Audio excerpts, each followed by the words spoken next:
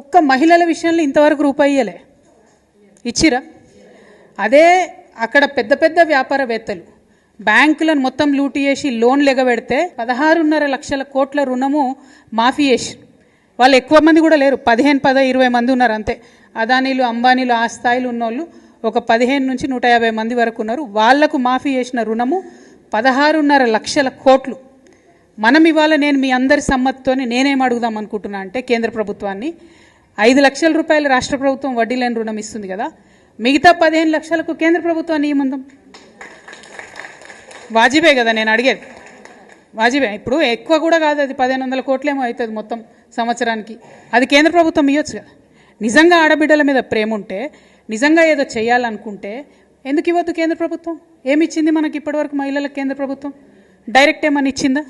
మళ్ళీ నిన్న కూడా గ్యాస్ సిలిండర్ ధర 50 రూపాయలు పెంచేసారు. అవునా కదా? ఎందుకు పెంచుతారో అర్థమవుతలేదు. అక్కడనేమో ఇంటర్నేషనల్ మార్కెట్లో రేట్లు తగ్గుతున్నాయి, వీళ్ళేమో పెంచుతున్నారు.